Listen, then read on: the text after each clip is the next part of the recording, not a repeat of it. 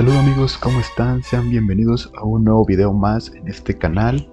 El día de hoy vamos a presentar el tema de máximos y mínimos, que es un tema bastante importante ya que tiene que ver con las aplicaciones de la derivada. Entonces vamos a dar algunos pasos de cómo resolver todo tipo de problemas y vamos a mostrar qué se puede obtener a partir de una función dada con su derivada. Y pues vamos a aplicar los criterios que son el de la primera derivada y el de la segunda. Entonces vamos a ver. Vamos a dar los pasos para resolver problemas de máximos y mínimos. Entonces primero nos dan una función. Entonces como primer paso tenemos que derivar la función. Tenemos que igualar a 0 la derivada de la función. Factorizamos la función derivada. Y con esto obtenemos lo que se conoce como números críticos. Que bueno, que es donde la derivada es igual a 0 y eso nos indica la presencia de máximos y mínimos. Después evaluamos números críticos en la función original para obtener valores extremos. Después de hacer eso, nosotros podemos formular lo que son los puntos críticos que tienen coordenada en X y coordenada en Y. Hacemos los intervalos de crecimiento de acuerdo a los números críticos y derivamos por segunda ocasión. Después igualamos la segunda derivada a 0 y despejamos X. Obtenemos lo que se conoce como el punto de inflexión, que se refiere al punto donde cambia la concavidad de nuestra gráfica. Evaluamos el punto de inflexión en la función original para obtener la segunda coordenada. Hacemos los intervalos de concavidad de acuerdo al punto de inflexión. Y finalmente graficamos, ¿verdad? Entonces, vamos a hacer este primer problema.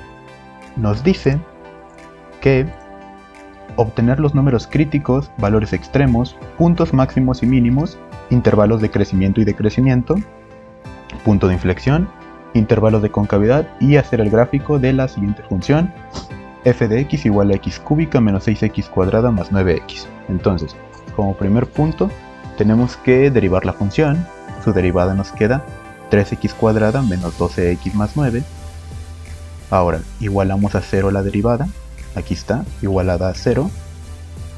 Factorizamos la función derivada. Aquí pues tenemos en común el 3. Entonces sería 3 por x al cuadrado menos 4x más 3, está factorizado. Ahora factorizamos más lo de adentro.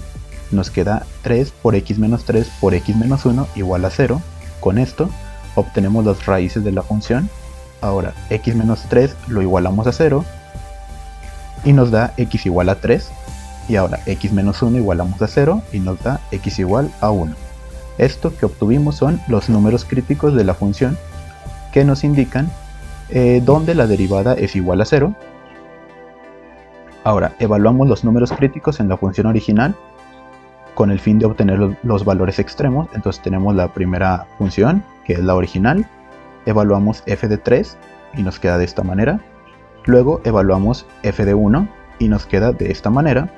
Ahora, al evaluar esto, nos da que f de 3 es igual a 0 y f de 1 es igual a 4. Por lo tanto, estos son los valores extremos o se conocen también como la coordenada en Y de los puntos críticos. Ahora, nosotros obtuvimos un punto que está ubicado en 3,0, coordenada en X, coordenada en Y 1,4. Entonces ahora podemos determinar cuál es un punto máximo y un punto mínimo. Si los ponemos en una gráfica, nos daremos cuenta que 3,0 está en una parte inferior que 1,4. Otra manera con la que nos podemos dar cuenta es que si va de un número mayor a un número menor, se denomina como punto mínimo, y si va de un número menor a un número mayor, es decir, una coordenada en X menor a una coordenada en Y mayor, se entiende como punto máximo.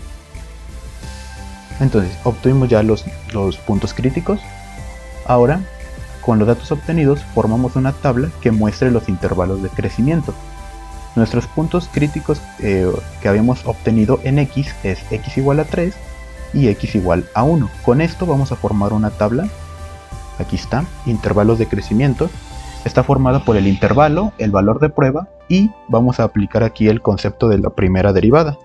Entonces, nuestros intervalos, ¿cómo los vamos a formar? Sería tomar primero el infinito, el menos infinito, siempre vamos a partir desde menos infinito, coma, hasta el punto más pequeño, en este caso es 1, y luego el que sigue sería de 1 a 3, que es el siguiente punto crítico, y finalmente terminamos de 3 a infinito. Siempre empezamos con menos infinito y terminamos con más infinito. Ahora, vamos a elegir un valor de prueba, es decir, un valor que esté dentro de cada intervalo. De menos infinito a 1 yo elijo 0, pero puede ser el que sea, podemos elegir menos 100.000 si quieren. De 1 a 3 yo elijo 2, de 3 a infinito yo elijo 4, pero igual podemos elegir 1.000.000 si quieren. Entonces, lo vamos a evaluar en la primera derivada para checar cómo es el comportamiento de la función. Si evaluamos 0 nos da 9, evaluamos 2 nos da menos 3, y 4 nos da 9.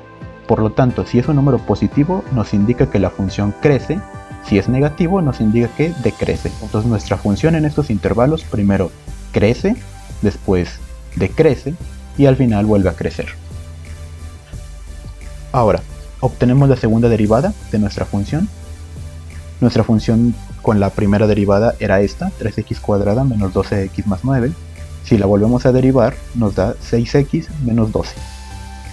Ahora, igualamos a 0 la segunda derivada como lo habíamos hecho con la primera y vamos a obtener las raíces de la función, que en este caso solo tendría una raíz.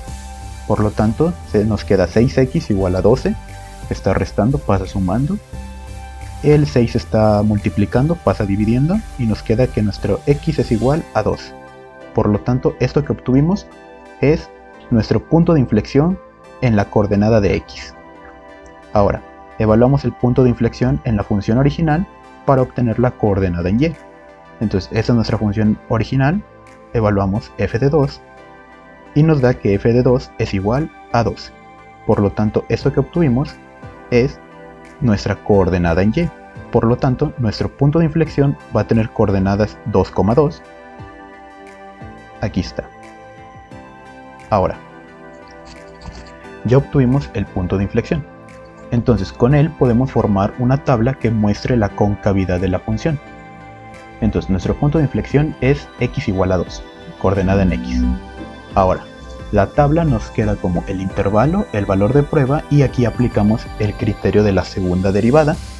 Entonces formamos el intervalo, empezamos con menos infinito, aquí si se fijan solo tenemos un valor de x, por lo tanto sería a 2 y sería de 2 a infinito.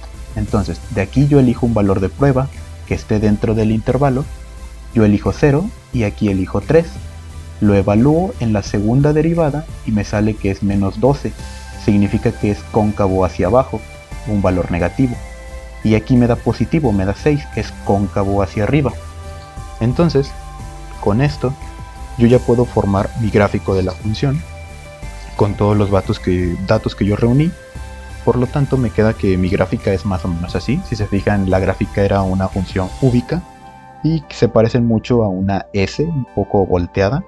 Entonces, ¿qué es lo que yo obtuve? Yo obtuve un punto máximo que está en 1,4, un punto mínimo que está en 3,0 y obtuve el punto de inflexión que está en 2,2, que si se fijan es donde cambia la concavidad. En este punto se ve que la gráfica empieza desde arriba y se va hacia abajo. Entonces aquí es donde empieza a cambiar la concavidad. Entonces, estos serían como que todos los pasos y lo que podríamos obtener del tema de máximos y mínimos. Espero que les haya servido, que les haya gustado. Si tienen alguna duda, me pueden dejar ahí en los comentarios.